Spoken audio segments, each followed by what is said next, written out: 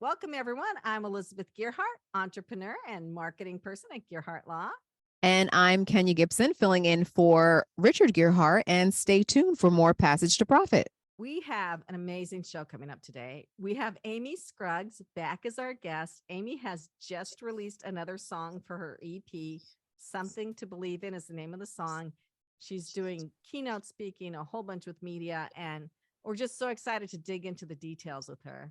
Yeah, and have her back. And we're also going to be joined by Tom Derry, who is the author of The Power of Potential, and Jackie Berman, who is another one of our presenters. She's an independent associate for We Are LegalShield. So excited for the show today. Me too.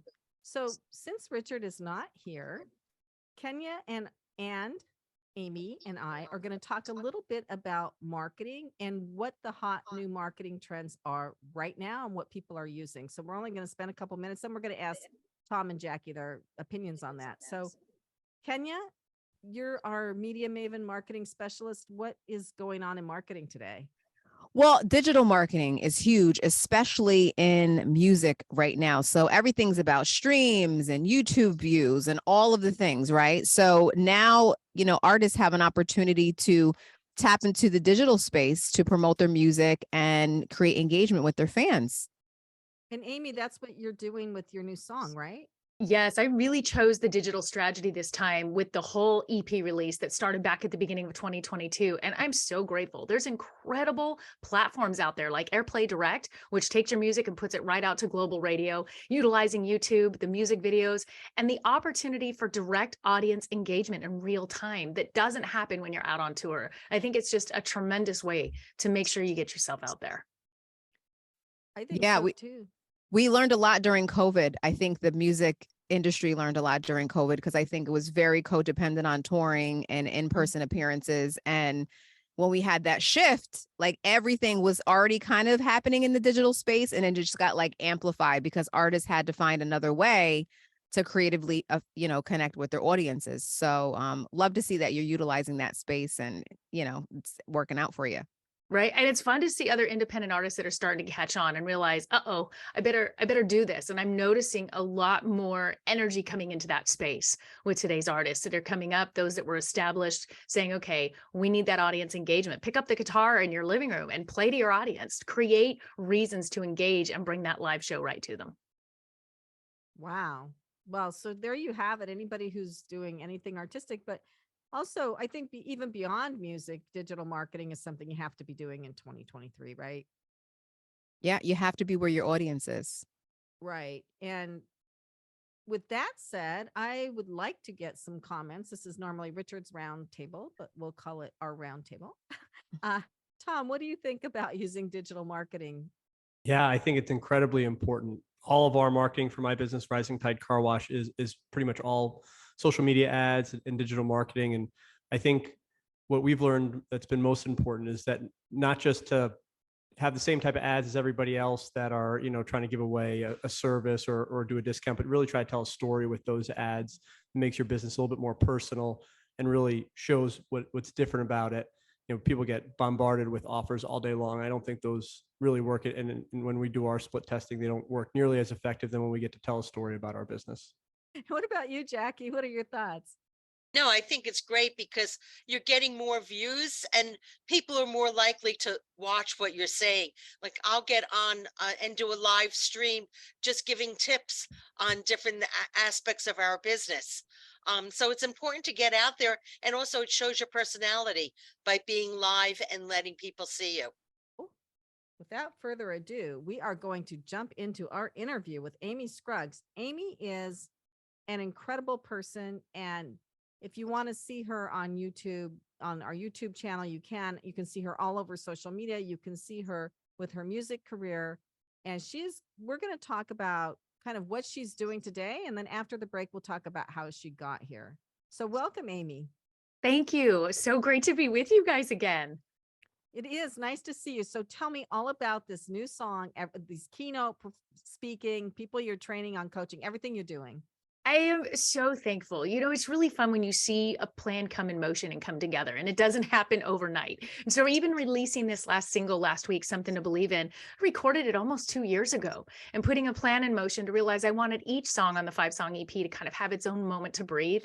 And I saved this one for last for a reason, because especially kicking off here 2023, as we're really coming out on that other side of the pandemic to some degree, we definitely are back to lives. This is that song that says thank you to people that have believed in you. You can apply it to your favorite parent, teacher, mentor, best friend. It's just saying, hey, thank you. Thank you for believing in me. And so this is really a great way, I think, to kick off the year, as we stop and really realize those that are in our lives, who we'd like to say thank you to, and put that message out there. I really started the year with that, of saying who's in my life, and also who came into my life last year that I didn't know existed in 2021. And wow, what incredible network we have that keeps growing. And I just wanted to be able to have that opportunity to put this out there and say thank you. So I'm excited about the new music. That's awesome. So what was like some of the inspiration behind the song? Well, I didn't write it. I wish I could say that I did. This was one of the amazing songs pitched to me from Nashville. My producer, Fred Mullen, he actually had the publishing on this. And the minute I heard it and heard the lyrics, it was actually a male demo, a male song. I heard the lyrics and said, that is beautiful, because the music I put out needs to be positive, especially with my life, my age, my experience, what I'm about. And this song just really resonated that positivity, and I endeared to it immediately. And we decided, yes, this one has to make it. So what is a 5-song EP, and where do people find it? Well, it's on all streaming platforms. The wonderful thing is, we were talking about digital marketing and digital media. It's all there. So you can just literally put in your favorite artist name, anyone, and find them on all the streaming platforms. So wherever you go to listen to your music, you can find that. So you'll see my name as my artist profile on iTunes or Pandora or Spotify, and it'll list all the 5 songs there. What it means is that I didn't put together a full album like we used to see traditionally. I decided to make kind of this teaser where I picked my 5 best to put out there. And so an EP is anything less than, I believe, 6 songs, so that it's a limited series of an album. Now, I could always go back and continue and complete the album with it and record another 5 or 6 songs, and it leaves that option for that, which is nice. Yeah, I like an EP. I feel sometimes artists put music out and it's like 20 tracks or so, and it's a lot to digest, right? And and I love music. But sometimes I feel like there's something very exclusive and special about the EP, because it's certain special pieces that comes from the artist. So I like an EP. Thank you. I felt that way too. I said, how about if I just find those 5 that are slightly different? None of the songs sound like the other one. They've got a different message attached. And then I've just kind of got my best out there without complicating it too much. Right. So that is only one of your projects, right? Yes. now, right? Yes. I'm very thankful to be doing a lot of full-time media coaching, but with that brings a tremendous opportunity of keynote speaking and being able to go out and really bring new ideas and new thoughts to this wonderful digital world that we have, and how to utilize media today to level up their nonprofit or their business. If you're a solopreneur, if you're running a business, how to come together and say, we can create more visibility. We can reach more individuals by utilizing media. And so it's been really fun, as I've been able to speak a lot with women's conferences. I'm a Rotarian. I'm a proud Rotarian. And so it allows me the opportunity to go speak at Rotarian conferences and leadership conferences, because it's amazing when people out there changing the world. What's sad is when we don't know about it and we don't see it. So let's level up and let's create that opportunity to make it visible. And I really do enjoy those opportunities and the privilege of being on a stage to be able to empower others in this way. Well, that's excellent. I mean, it's true. If you have something wonderful you're doing or wonderful you've created, you really need to let the rest of the world know about it. Otherwise, you don't want it sitting in a shoebox in your closet and nobody using it, as wonderful as it could be. And I think too, that the learning curve for us, all of us, is very steep. Mm-hmm. And there's so much to every little piece of this, that to have somebody kind of just boil it down to the essentials and give a presentation is important. And it's essential. We cannot stay stuck in the way things used to be. And a lot of times with service organizations or a lot of great nonprofits, you've got people that are giving their all to making a difference in the community, but they're still maybe putting flyers on the table or using old ways of marketing. And you know, what's great is that media wants to hear these great stories. TV news wants that feel-good story to place into the other stuff that they've got going on. It's sometimes just a phone call or an email to say, hey, we're going to be out feeding the homeless this weekend. Would you like to come and cover this? Or we're doing this great outreach for children in our school district. Would you like to come and cover this? And a lot of times, I'd say most of the times, it's pretty easy to get a news channel or a newspaper or somebody out there to say, yes, we want to cover this. And isn't that helping to help more people? Absolutely. It Definitely. reminds me Yeah. of that Geico commercial where they say, what's her feel good story? Oh, I saved money on my car insurance. That's your feel good story. That's what we found. Exactly. That's funny. You know, we're so multi-sensory. Am I saying that right? I think I said it right. Mhm. And I think stories like tap into all those things, the feelings, the emotion of it all. What would you say? Because I know you're also a motivational speaker and you're a singer. So do you think it's easier for you to connect to people, or do you find it easier to sing in front of people or speak in front of people? Ooh, that's a good question because they're so different. And I think with anything, once you train and learn, I can say I feel pretty equal about both. Singing definitely came first because I started singing at the age of 3. And so grew up that was my first comfort and first love. Speaking came later. Now I feel just as confident and passionate about it.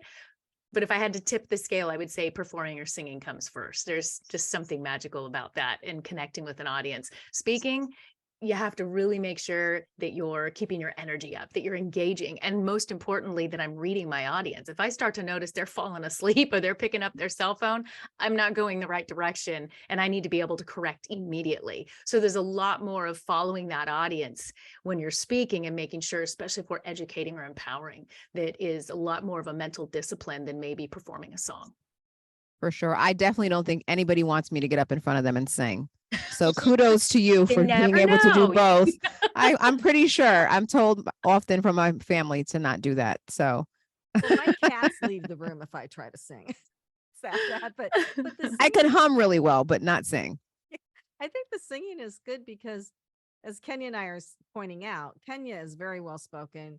I'm kind of well spoken. We can get up and talk in front of people, but we can't sing. And so the people that can actually get up there and sing and feel good about it and perform are kind of few and far between, even though you think there's millions of them if you watch American Idol and all that stuff, but not Right. really. So that's really important to be able to do that. And it makes people feel good. Like I think the music affects people on a whole different level, right? Mhm. And what's really fun is there's times that I get to combine both in one appearance. I did a conference a couple months back where I was the keynote speaker and I ended it with my song, What If It All Goes Right? So it was really fun if there's an opportunity. And what's fun is if those that only know me as a coach or as a speaker and they hear me sing, they go, I didn't know that. And those that know me only for my music are surprised to find out that I do keynote speaking and that I'm a communications coach. So it's really fun. Yes, they run side by side and somehow I manage to do both, but they feed each other. And I think they bring credibility and experience that allows me to be a better coach and a better performer. That's good. It's interesting. So, and you may have talked about this on the last time you were on Passage to Profit, but when you started off in your career, so you started off initially wanting to like singing and like that was like the lane. Oh, and yes. The 5-year-old thought she was going to be Barbara Mandrell. Absolutely. but it's evolved into all these different avenues for you, which I think sometimes we limit ourselves in like that one thing that's our dream and what we want to do. And God's really good at like, oh, you're also good at this and you're also good at that. And like now you can morph into this multifaceted personality or whatever you're representing in the space, right? So I think that's kind of cool that you've evolved into all these different things. And I'm so thankful for it because I look back and realize if I had only just been a singer, let's say right out of high school, that's all I did, I would not have the tools to understand running the business behind it, to understand how I can shift and grow and evolve and bring other facets into what I can do. It was kind of being forced into the big girl job. I had to provide, I had a house to run, I had kids to feed, and I stepped into the financial realm with wholesale mortgage in Southern California. So the real estate and mortgage world. And I didn't know anything. I really had to learn the hard way. What I did know how to do was communicate and realize that being comfortable in front of others was going to be a success model for me. So I could basically talk my way through anything is what I'm saying until I learned that business. I am so thankful for that today. That created my network. It created opportunities. It created tools. I had failures. I had to learn how to take no. I had to learn how to get back up and do it again. There was so many adjustments that took place by stepping into that world that I wouldn't know how to do what I do today had I not taken all of those different jobs that maybe we don't want to do to lead to actually doing my passion the right way. I think I would have screwed it up if it had happened any other way. Yeah, I agree with you. And what's interesting is similarly, when I started off in radio, I lost my first on-air gig due to like the syndication issue, and then ended up having to go into sales and marketing. And it was just frustrating, right? Because Right. I'm like, God, this is not the plan. But he's like, oh, but it is the plan, But it right? So is. going on to the back end and learning the business and the behind the scenes and all of the things that go into media was super helpful, because now I know the business and I know how Right. it moves, and it gives you the ability to really do both well, because you get it from Yes. both ends of the coin. more And we things see that on. looking backwards, which is beautiful. And it's hard to explain that sometimes to younger entrepreneurs. Like, no, you want to go through this pain, walk it, do it. Yeah, and I was just going to say, thank God Kenya knows this business, because that's another thing. So Richard and I got into this. Richard knew how the patent attorney business worked when he started Gearhart Law, right? He had been on radio long ago. We didn't know anything about how the whole media business works. So Kenya had to lead us by the hand. But thank God we had Kenya, who had been doing the whole back end. And then, after we felt comfortable, we thought, well, we really should have Kenya on our show because she's so good. And it really has evolved, but we could Mhm. never have done this without Kenya, who really knew the business, right? And I just think Exactly. that's important. But we did know how to run a business. So that knowing how to run a business, if you're going to do any venture on your own, is super important. And teaching yourself one way or another. I mean, we didn't go to business school, but we read a lot of books, and I guess you listen to a lot of podcasts. Watch a lot Isn't of that YouTube great? Yeah. Yeah, people don't read books as much anymore. It really is amazing, because now you see how Kenya coming into your life and her walking those painful experiences or jobs she didn't want has allowed her to be exceptional for what you guys do here. And then the same vice versa. It's so fun when you see it play out later. You go, that's why I needed to do that. And I get that. Right. And you always kind of, I think, get put where you're supposed to be, even if you don't feel like it Right. sometimes. Right. You do. You end up where you're supposed to be, how you're supposed to get there. Yes. I always say I would have screwed it up any other way. So I see that those hard times as experience, even when the mortgage and real estate industry, it collapsed in 2007. I mean, that career that was providing for me disappeared overnight. And that's when I realized I needed to put that same business plan that I had used and learned in that and put it into my music. And that's when I started touring and went out and asked for the business as a touring recording artist and was able to be successful with that. And if I had not had that training before, I think I'd still be crying under a rock somewhere in 2007. Right. Well, and when I worked in corporate, people always said, have something else that you can do that you could eventually make money at. Have some sort of Yes. hobby or some other interest. So if this goes away, because and that was back a few years ago. I'm not going to say how many. I don't want to date myself, but it's even more true today, because Blockbuster is gone, for instance. I mean, things Yes. come and go, right?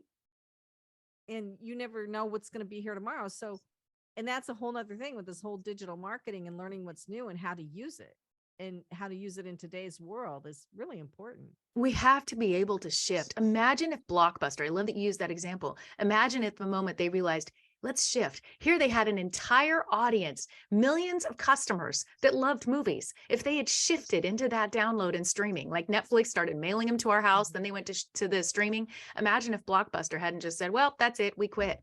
What they could have still been. And I think we are presented opportunities to continue to shift and move into other industries. And those of us that take it are allowed to move on with more tools and have future successes. Mm-hmm. For sure. I thought about when you said Blockbuster. Remember Redbox? They were like Yes. their competitor. Where are they now? Good question. Right. But you know what shocks me though? Guess who is still around? AOL. That shocks me too, because I wasn't a big AOL person. I definitely was like Right. of the Google era. And I don't know if that's just because of Can it's you a be that? generational thing. I never had an AOL account ever. We I had was- to use our phones. It had to dial up the modem, and it had made all these I weird remember. Oh. noises, and it dropped every 5 seconds. Oh, Yeah, you no way. youngins, you don't. I'm like, even- I'm like, yeah, no way. Can you imagine? Oh, we were spoiled. We are I so walked to school spoiled. in snowstorms, and it was uphill both ways too.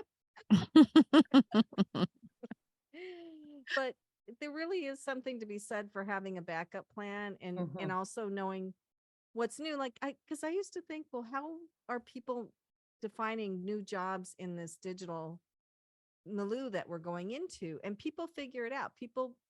There's brand new jobs that never existed 20 years ago. Right. I wonder though, is there really the backup plan? So really have only a plan A. And my plan A is like, it's working in different ways, but it's ultimately the plan, right? So I think I'm discovering some little different nuances along the way, but it's definitely the plan A. So it's interesting. I guess it's a perspective. Interesting. Yeah. I think I had plan A, B, and C, and thankfully now they've all morphed together. But at the Mhm. time, they were completely separate from each other. Mhm. Right. Yeah. Yeah.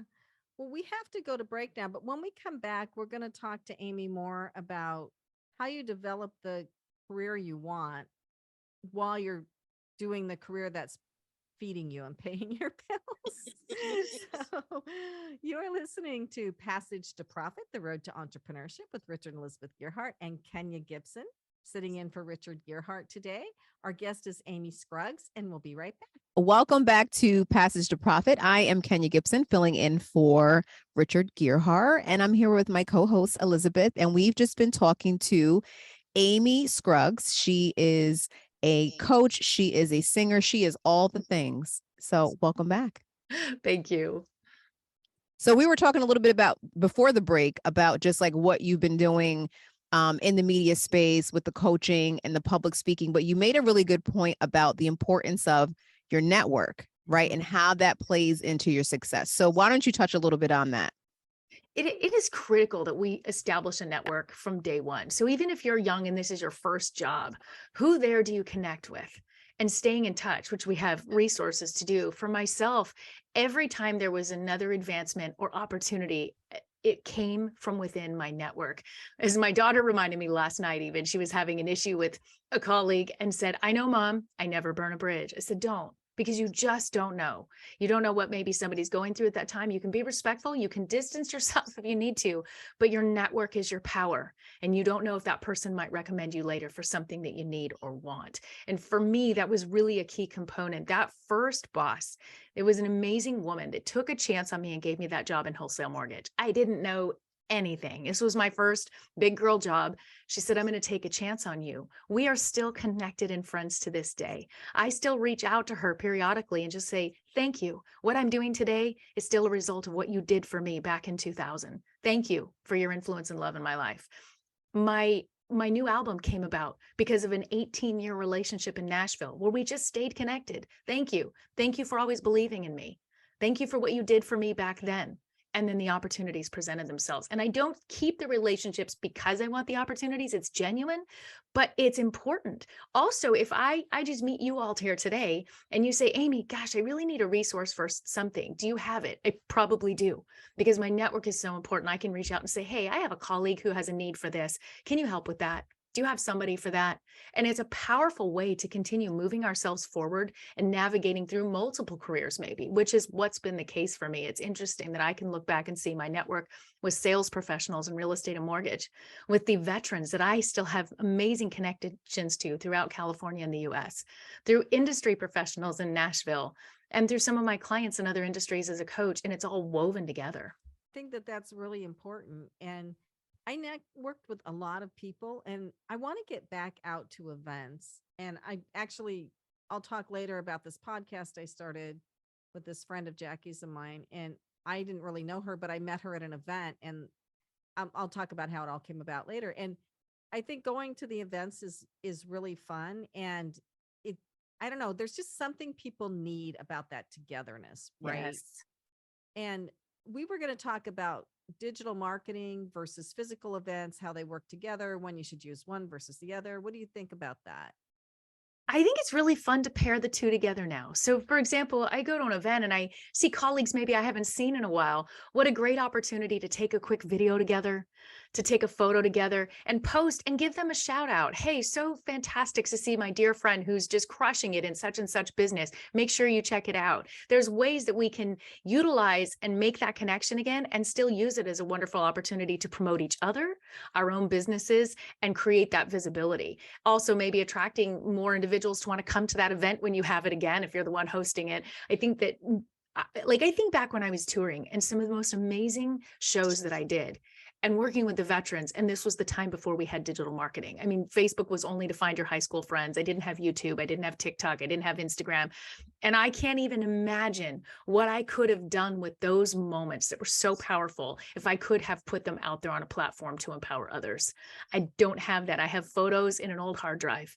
We have the tools today to create amazing network opportunities while still being in our in-person opportunities. Mm-hmm.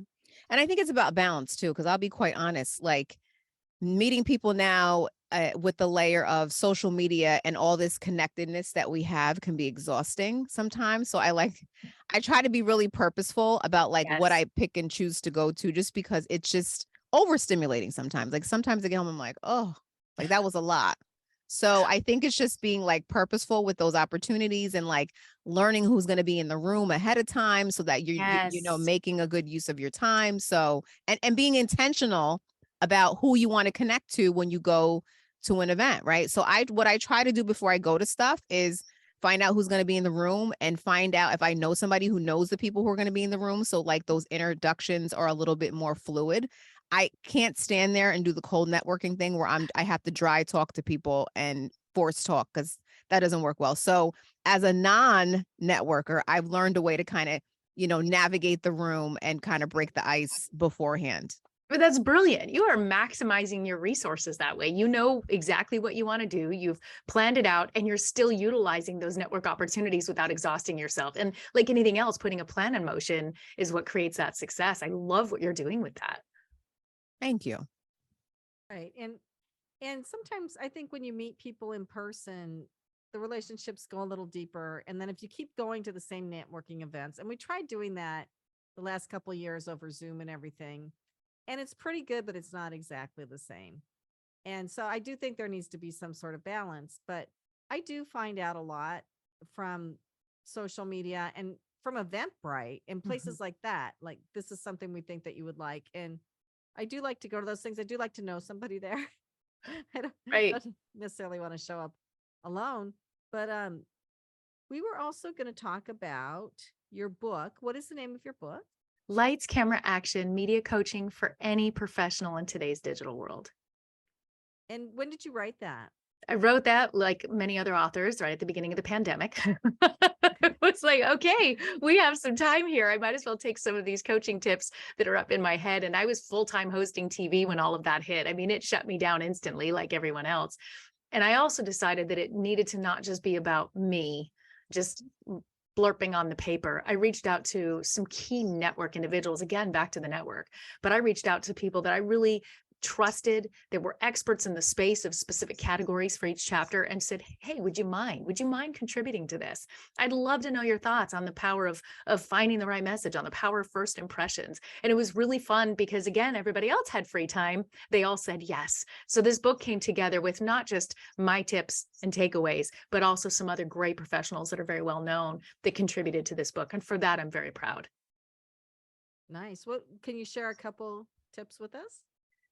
My favorite one is looking into the camera, not being afraid of that camera, making sure you're making eye contact. If you're on camera in a Zoom meeting, in anything, in our virtual meetings, we want to recreate that in-person feel. If we're laying back or slouching or kind of not engaged, it's going to show the same way as if we were sitting together at a table and giving that same body language and impression. My favorite tip, though, is really clean the lens. Everyone, please start cleaning the lens on your cell phone, both sides, both cameras, and your computer camera. It's amazing what can happen and how much clearer you can appear by cleaning the lens. It's got to be one of those daily habits. And the third thing that's in there that I teach often is taking out those filler words. We have a habit of those filler words, and I notice it a lot in professionals of all industries. all experience levels of maybe starting those sentences with, yeah, so the long ands, and then I was going to do this. So really starting to craft in, how would I say this if I was writing it, and start speaking it the same way. It can really just level up the professionalism and how you present yourself. Those are good.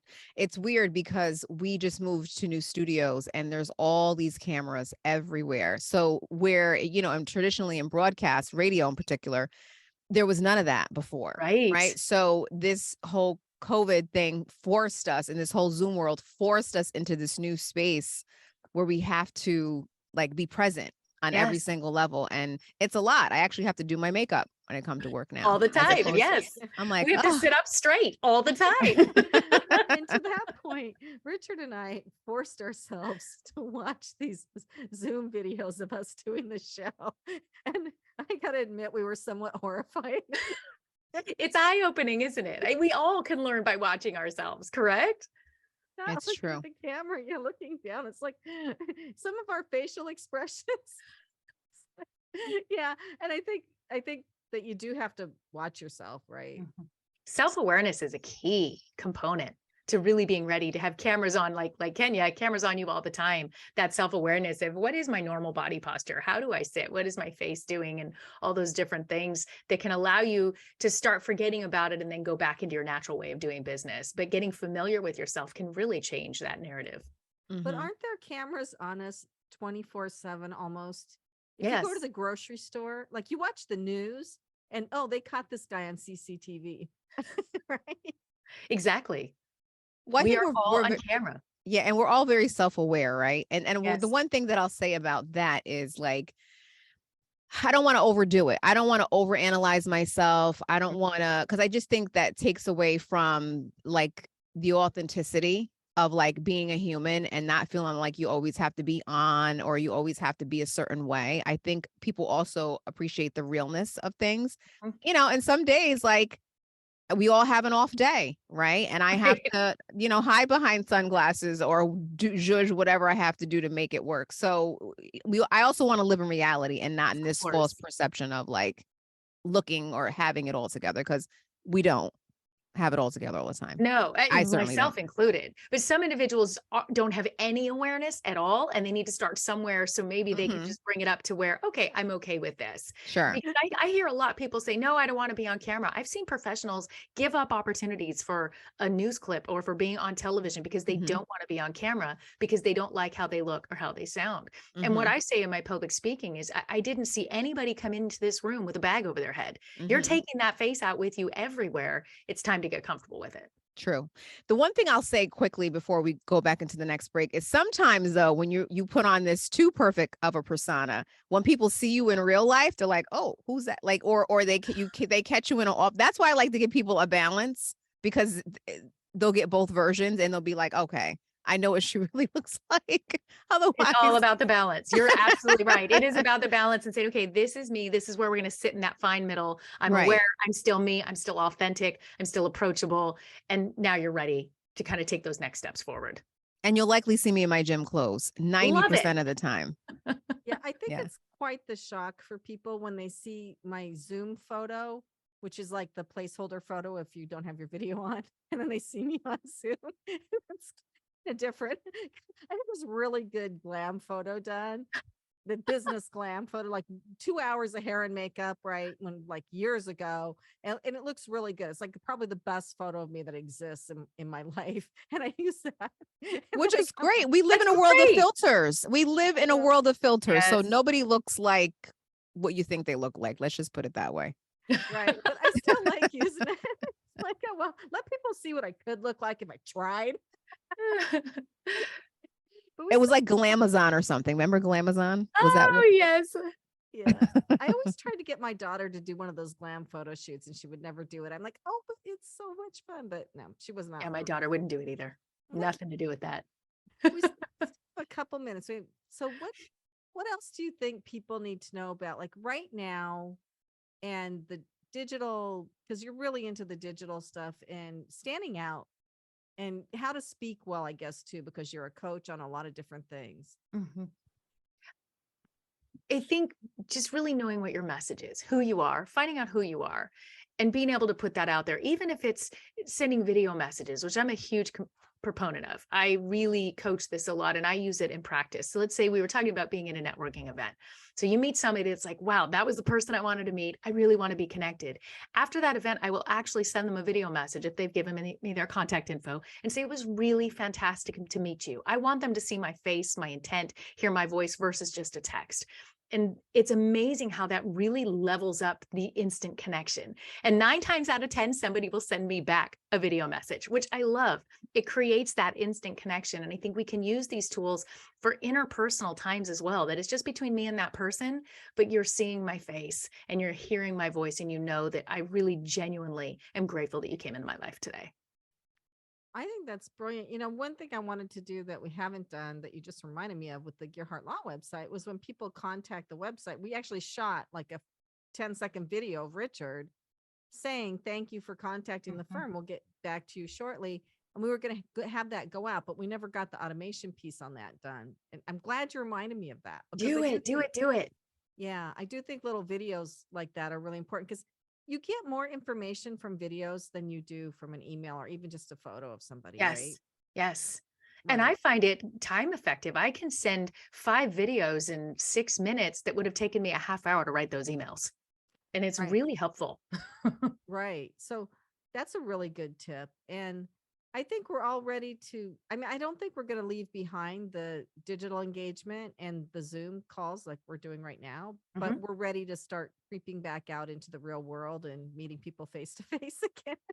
Yes, I And agree. we have to figure out how to merge the two. And I think And that just you've got, continuity with both. So I you're think you, just representing the same with both. right. But I do want to say quickly before we go to the break that I do feel like you tell your story with your music too. So something to believe in. And what if it all goes right? Like what positive, uplifting music? And that's your story, right? Yes. Yes. And I'm so thankful for it. That is that creative expression. That's the 3-year-old that started singing. That's the passion and the actual core foundation of me that knows I can tell that story through music. And I'm so grateful for it. I wish I could tell my stories through music, but like I said, the cats run out of the room as fast as they can if I start singing. Kenya, do you have anything else you want to say before our break? No, I think what you're doing is great. And I love that you are maximizing all of your potential because that's Thank the name you. of the game. Yes. Thank you. Well, listeners, you are listening to Amy Scruggs with Kenya Gipson and Elizabeth Gearhart on Passage to Profit, the road to entrepreneurship. We're going to go to another break and then we have 2 more presenters and you're really going to want to hear what they have to say. So stay tuned. We will be right back. Well, welcome back, listeners. You are listening to Passage to Profit, the road to entrepreneurship with Elizabeth Gearhart, and standing in for Richard Gearhart is Kenya Gipson. And our guest today is Amy Scruggs. And now we are going to go to our power move segment. Kenya, who's our power move today? Yeah, so for Power Move today, we are going to be talking about Sidney Keys III. He's a 16-year-old author of Books and Bros, and he has a subscription service that he decided that he was going to start for boys who in the urban community who weren't exposed to reading and to the arts. So he wanted to make reading accessible and fun. So he started this book subscription service that's affordable. He's also been donating books. He's donated over 1,000 books to underserved communities of color that don't have access. And I thought the fact that he was 16 years old, he was already an author, and then he already started this subscription service was a super power move. So he is who we're giving power move to today. Well, congratulations. Wow. That's awesome. Mm-hmm. So now we're on to my startups. So I have an online video directory of small businesses and I started it right before COVID and it's gone through many iterations. I'm working on the website now and we're into a new iteration. But I think I'm getting close. As soon as this website is done, that I'm going to do another soft launch and really try to get this thing running faster than it has been. But I need to get the website right first. I did proof of concept and showed that it works, but so now it's time to put some money into it. And then I also started a podcast. This is what I was referring to about Jackie Berman earlier in the show, who's one of our presenters. I have a cat. We got a kitten and he's got this problem. And it's gone so far as Kenya's sister, who's a vet, has looked at his pictures and given me some good advice too, because I've dragged this poor cat to so many different vets. And I decided to start a podcast to see if anybody in the community had seen this problem with the cat before. And I was thinking about starting it. Let's just say that on a Saturday after picking up his medicine, Richard and I were talking about it. On Sunday, I went to this event that Jackie Berman was at and somehow started talking to Danielle Woolley, who is really into cats and has done a lot of cat rescue. And I just got this sense like from the universe. And I said to Danielle, I said, I'm thinking about starting this cat podcast. And Danielle said, I'm thinking about doing something new. She'll do that with you. Well, I didn't even know Danielle. She is beyond amazing and she's really good with tech, which helps a lot. She's very well spoken. She's attractive. I mean, the whole works. So we're really having a lot of fun with this cat podcast. Jackie's been on it. And so we're going to just keep growing this and just have fun with it. So that's my plan B. And I have plan A, B, C, D. So that's one of my plan B. Well, it's all part of plan A. It's just the other pieces. Yes. Thank you. You're so smart. So wanted to introduce our presenter for today. It's Tom Derry. He's the author of The Power of Potential and the founder of Rising Tide Car Wash. So welcome to Passage to Profit. Thank you. It's so awesome to be here with you both today. Well, great. Yeah. Tell us about because your story is amazing. We want to hear it from, the very beginning. Absolutely. So my family started Rising Tide Car Wash because my brother Andrew, who has autism, was just finishing high school, and we were really nervous about what Andrew was going to be able to do with his life after school. And he had grown into a really confident, capable, and kind young man, but we were finding that the employment opportunities for Andrew and other people with autism were really hard. There weren't a lot of opportunities for him to lead the full adult life that we knew he was capable of. So we were going to have to take action. So my dad, who had been an entrepreneur at this point for over 20 years, and I decided to start looking at trying to build a business that could not only employ him, but could employ a lot of other people with autism and really be purposely built to empower people with autism. So we looked at a bunch of different businesses, and we loved car washes. It's a really process-driven business, very detail-oriented. It's out front and center in the community. And we felt it was really scalable because car washes are something that exist in most communities across the US. So, this goal of employing people with autism for 80% of our staff really guided everything else that we did at that point. And over the time, we built a successful business. We took a struggling car wash that was washing about 35,000 cars a year when we purchased it. It's now washing over 170,000 cars a year. And we've got 2 other locations that are just as successful as the first. And in doing that, we learned that a lot of the problems we had to solve to employ people with autism, they weren't autism problems. They were really general business problems that our employees were really helping us see much more clearly than most employees would let you see.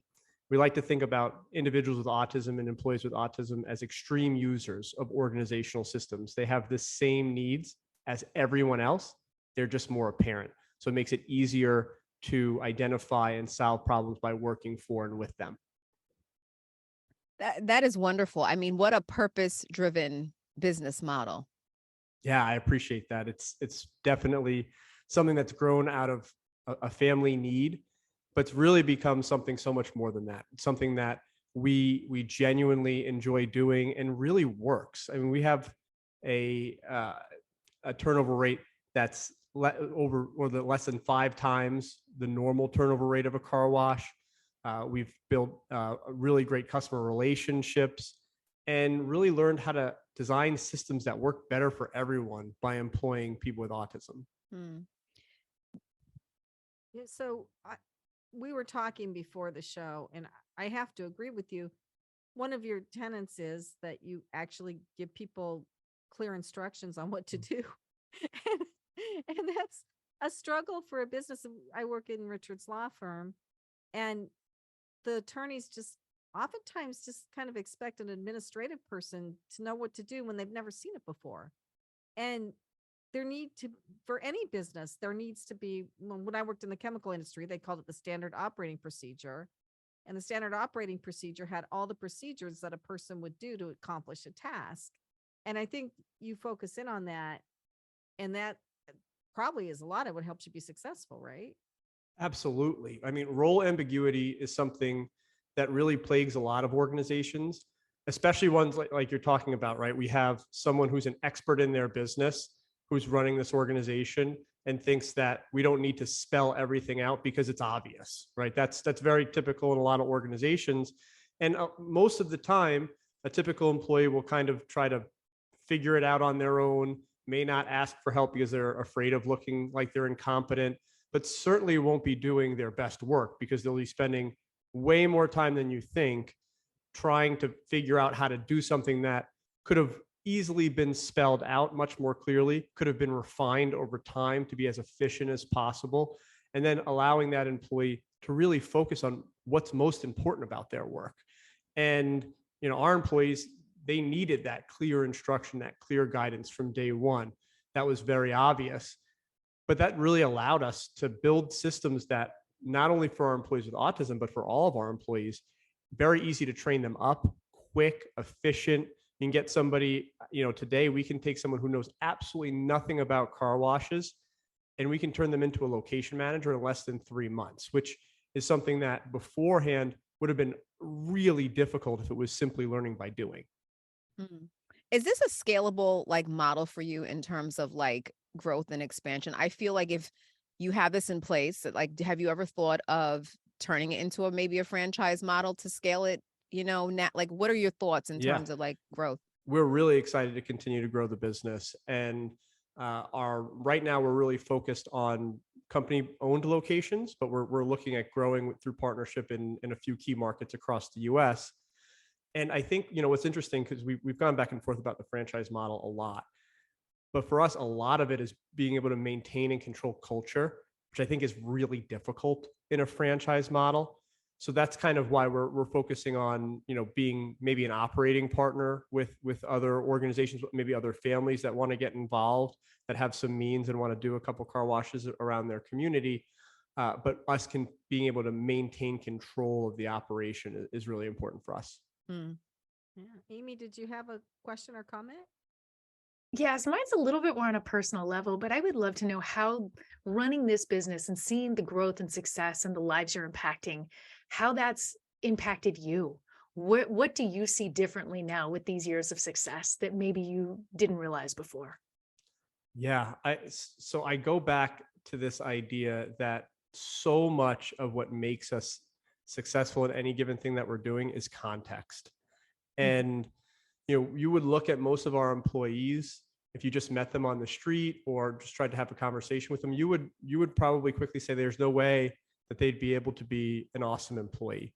And you know, that's because the skills that you're asking them to use in that conversation, being able to make great eye contact, being able to be really expressive, being able to be easy to, you know, understand social cues, these are things that they may struggle with.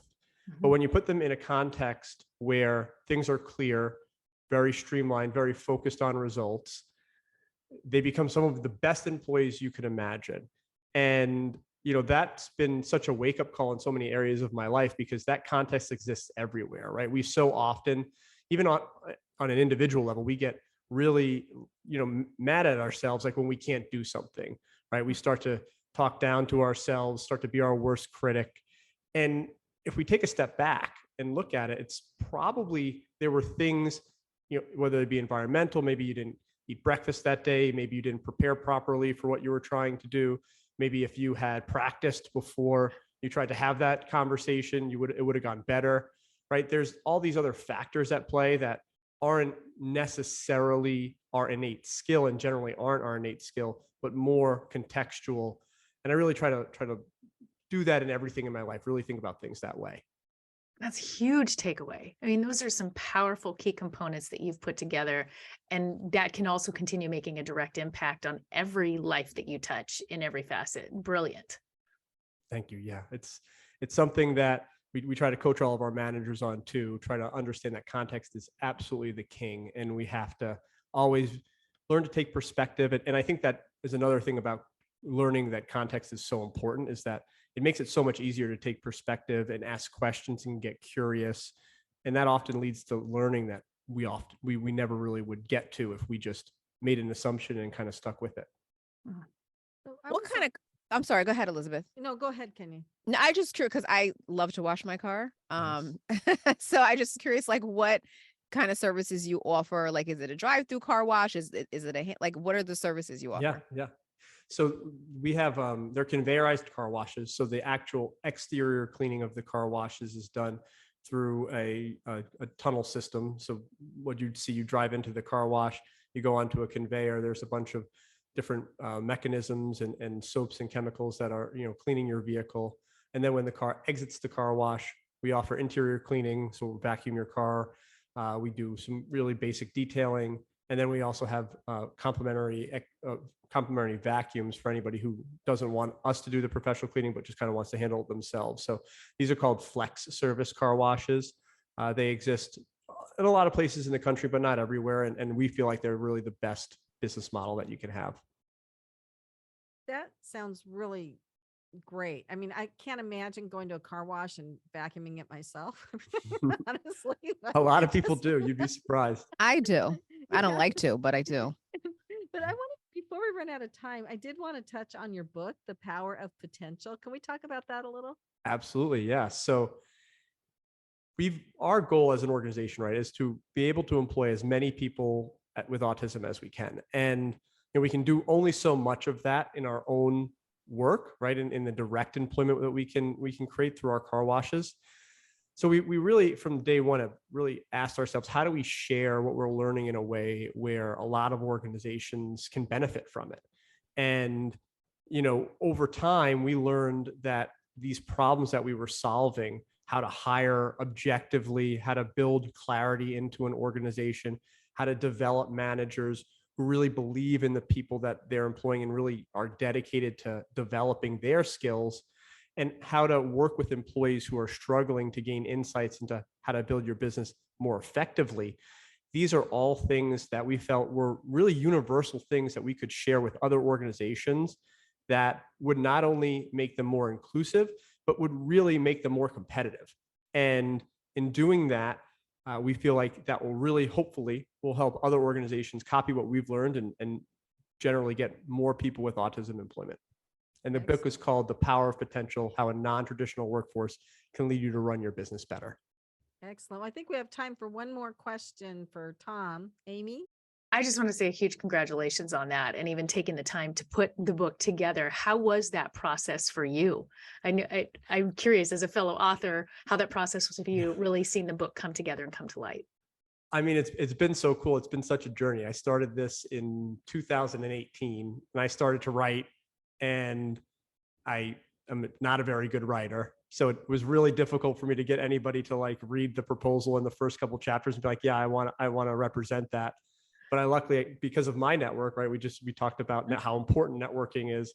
I have a wonderful mentor named Chris Yee, who has been a best-selling author and has a great agent named Lisa Demona. And she was willing to just kind of give it to me straight. She's like, Tom, it's a killer idea, but your writing is garbage. You need help. And so she got me connected with Sarah Grace, who's on the cover of the book, and she's my collaborator, who's an unbelievable writer, and was really able to help me frame a lot of these ideas in a way where it'd be interesting to read. So once I had this team together, the book really came together incredibly well. We were able to have HarperCollins leadership buy it and publish it. So I've got just a great team, and I'm so excited to see how it unfolds. And now that people are really getting it into their hands and starting to hopefully see some of these ideas and put them into practice in their own businesses. It needed to be out there. It needed to be said, and the power of the network, right? That's right. Excellent. So one more time, where do people find your book? You can find it on our website at risingtidecarwash.com or on Amazon or anywhere that you buy books. Excellent. So Kenya, we're on to our final presenter. We are, and I want to welcome Jackie Berman to Passage to Profit. So Jackie, in an effort not to mess up the name of your business, why don't you give us your business name? Okay, the company's name is actually PPLSI, and LegalShield and IDShield are umbrella under PPLSI. Perfect. I would have totally messed that up. So I'm Okay. glad you could give that information to us. So welcome to Passage to Profit. So just tell Thank us a you. little bit about your business and your background. Okay, I'm just laughing about a lot of this because I am an entrepreneur from way back. I've gone through a lot of different changes, and I always have to keep your options opened, and you always have to be willing to change and grow with things that are happening. And I've been actually PPLSI and LegalShield, IDShield. I've been a member for about 11 years. It's a subscription basis company. And we have identity theft and legal services. And I became involved with it because I'm very passionate about, first of all, protecting people. My background going back to way back, which I call BC, which is before children, my life. I was a social worker. So my background has always been helping people and caring about people. And with this, my background also, personally, that I was a very young widow, and I really want to protect everybody. And one of our things with LegalShield is making sure everybody is protected with an updated will. And then we also protect people with identity theft. Wills are super important, right? Yes. I probably, if you ask the majority of people, they do not have a will in place. 70% do not. I do not. Yes. I'm not proud of saying that, but it's something that I do need to take care of. And identity theft, I get phone calls now, and I feel like people are trying to leak into my phone. It's very scary out here when it comes to identity theft. Correct. And we are rated #1 by Forbes magazine and Money magazine for restoration. So really proud of the company and what we do to help you. And we have private investigators that will go out there and restore your identity to pre-theft state. And there's nothing that you could do to stop it, but you could be able to monitor it and restore it when it does get stolen. I have a question. So this morning, just Yes. literally this morning, I looked at my credit card statement online because I look at it almost every day. And there was a Grubhub charge for $82 on there. And I texted Richard, who's traveling, and said, "Did you do this?" He said, "No." So I called the bank. I said, "Cancel my credit card. Don't pay the Grubhub charge." Do you think they just got my credit card number, or could that be something worse? It could be worse. You don't know what else they might have. I always say people's information is out there. It's a matter of time when it's going to be used. I was lucky enough I was with a radio show also. And we had a talk show, and he's still on air. And we got to interview Frank Abagnale, who was the person who was Catch Me If You Can, was written about, and I got to interview him. And he also believes everybody's information is out there. It's a matter of time as to when they're going to use it. And with companies being breached, you don't have no control over when a breach happens. Equifax was breached about 5 years ago. 143 million people's information is there. They can't use it at that one time. So they'll wait and hold it back, and maybe 5-6 years in the future, they'll start using it. And it's out there on the dark web for sale. So we do monitor to make sure your information's not there. It's so scary. I mean, It even is. just to say the word dark web, it's like, what is that? It's something that we don't know about, but the bad people do. Yeah. They know how to maneuver it where I don't know how to maneuver it. And that's why I have the company that I'm with, I have them to monitor it. All right. Got it. Amy, do you have a question or a comment?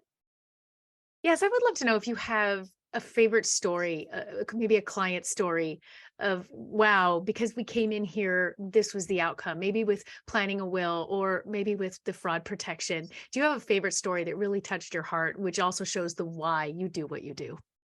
One story I have, which we have a lot of stories, but one story was a gentleman was driving home from Thanksgiving dinner, because our attorneys are available 24/7.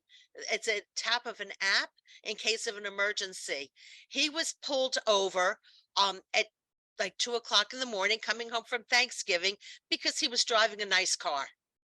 And he was being pulled over. He called the law firm and had an attorney on the line before the police officer got to the car. Before he got to the window of the car, officer had him pull down the window, and he says, "All right, why'd you pull me over?" He couldn't give him a reason. He says, "Well, I have my attorney on the call." Handed him the phone, and the police officer did not believe it was an attorney. He proved it was an attorney and said, "Why'd you pull my client over? Was he speeding? No. Was he driving in and out? No. Was he driving carelessly? No. Well, why'd you pull him over? Was he on his cell phone? No." And because of that, because he had an attorney on the line, he had to let him go. Who knows what would have happened if he didn't have an attorney on the line. And that's the power of the company. So do you pay a subscription base? Yes. Like It's a monthly base. Got it. Okay. Yes. And it covers the whole family. And that includes getting your will done. You could get your will done every single year. And, I was on the podcasts because I really believe not only everybody, because I was a young widow, everybody needs to have a will. And you never know. It's not, people say, "I don't want to get it done because it's going to bring me bad luck." No, you have to get it done because it's a love letter to your family. You don't want them, they're going to be grieving no matter what your loss. So make their life easier. But how many people who have pets don't even include the pets in their will as to make plans for their pets? It's one thing you have to have plans for your children too, but how many pets get ended up in a shelter and a rescue because there are no plans and for the family? It's true. My own brother passed away with 5 dogs, 5 labs, and there was no plan. And all 5 of them, because we could not take them, ended up in a shelter. Well, I definitely need to do my will. I mean, right now there's nothing to steal and nothing to leave. That will change. You'd be Don't say- surprised, though. But no, I know, I'm joking, but people yeah. say there's nothing to steal. It's your name they're stealing. Oh, What about your passport? What about your social security number? What about your IRS tax return? I'm joking, by the way. But these are all things that people Yeah. say to me. And what about using your name to do criminal acts? They could use, it's nothing to steal but your name. Which is everything. And then get arrested because somebody else used your name. That's scary. Yeah. And the last thing anyone needs. Exactly. Yes. Jackie, I would love to know, when you're advising young adults, how you approach the topic of a will. How soon into having this conversation with young adults should they also have a will? When is the right time to have that conversation and implement that? You know what? That's a great question, because I believe, because I was 31 when I became a widow. I have friends who were, their children passed away at the age of 27, 19. And it's not only having a will, but what about your healthcare power of attorney and your living will? You need to have somebody there to make sure that decisions are being made. What about if you're in a coma and medical decisions have to be made? You don't want to have the family fighting over what to do. It should have been your decision right along. And I always say, when you're making that will up, or your living will, healthcare power of attorney, make sure more than one person is on there to make the decision, because of the fact that if you were in a car accident and both of you were in a coma, you want somebody else to be able to make the decision. And that happened. A friend of mine who is an attorney had a living will, and they only had the father and the mother were the decision makers. Well, guess what? They both had COVID at the same time.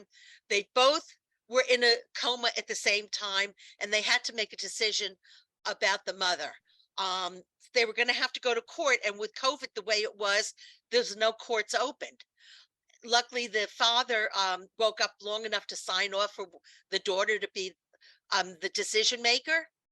But make sure you always have more than one person as a decision maker, and make sure that also try to make sure that they're not in the same household, so they won't be in the same car together, or they won't be traveling together. Yeah, and make sure the decision maker isn't mad at you or hates you. Exactly. Like my decision maker, one lives in Seattle and one lives in Los Angeles, in Chicago. So this way I know, and they both love me.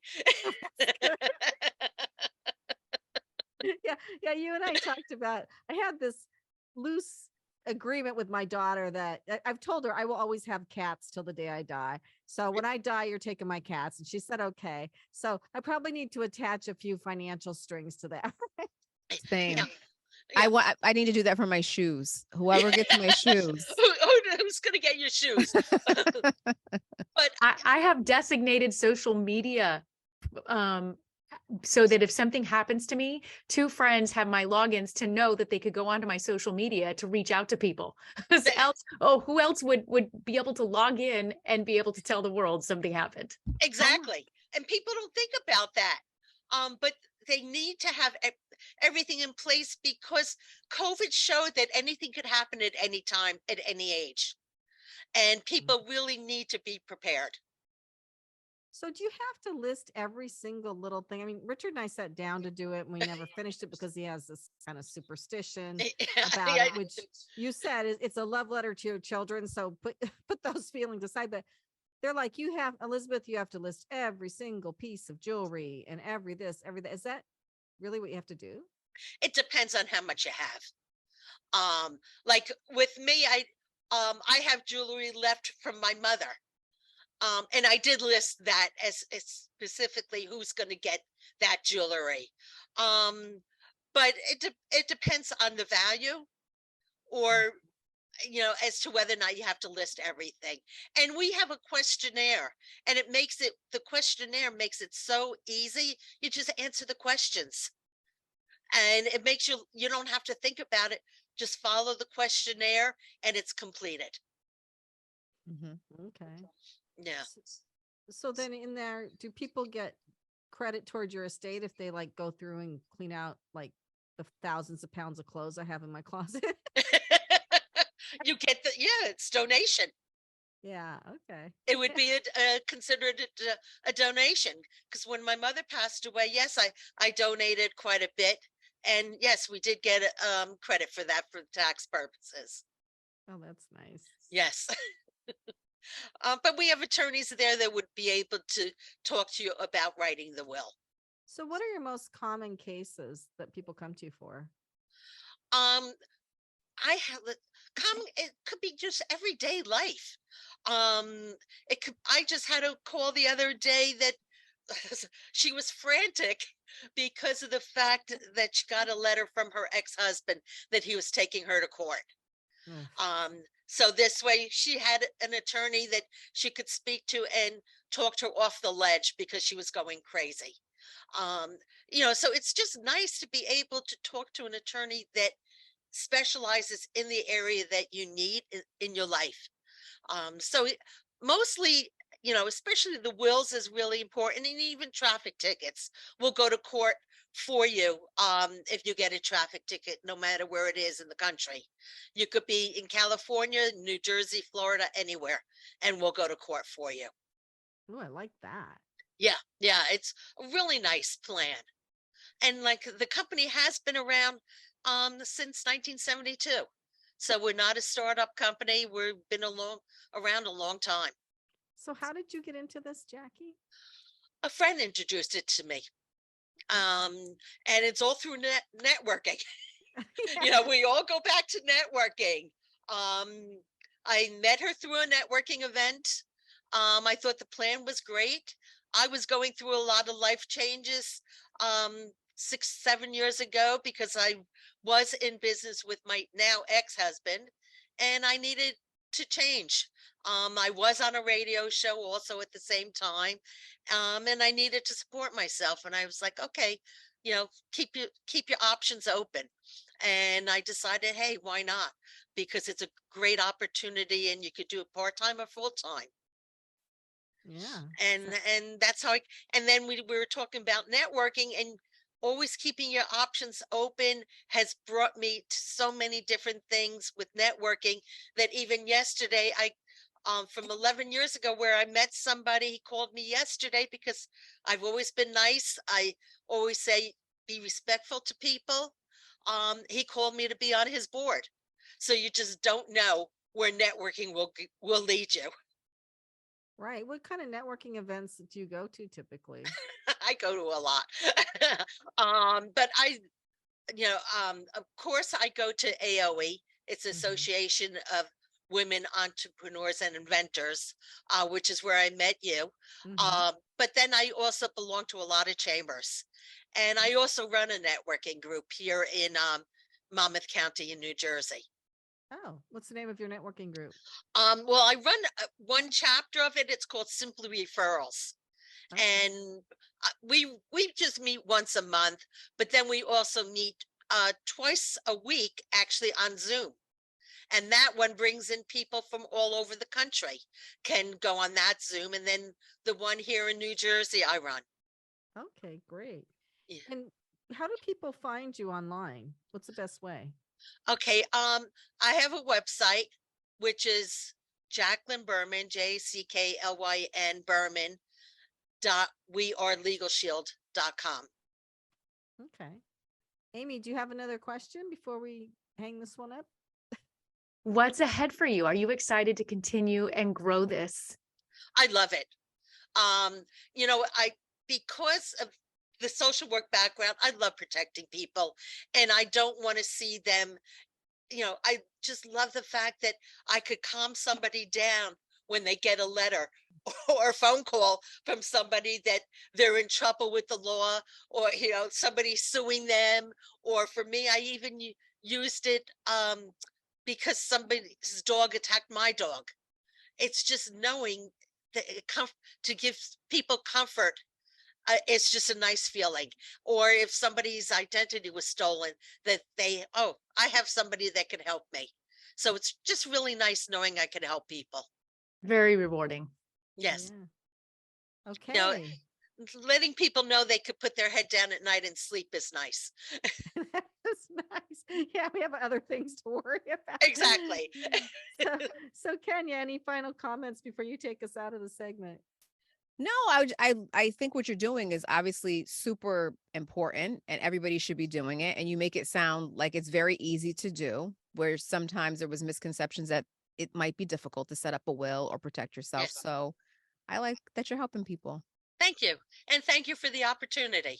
Excellent. Yes. So listeners, you are listening to Passage to Profit, the Road to Entrepreneurship, with Elizabeth Gearhart and Kenya Gipson sitting in for Richard Gearhart. And our guest today has been Amy Scruggs.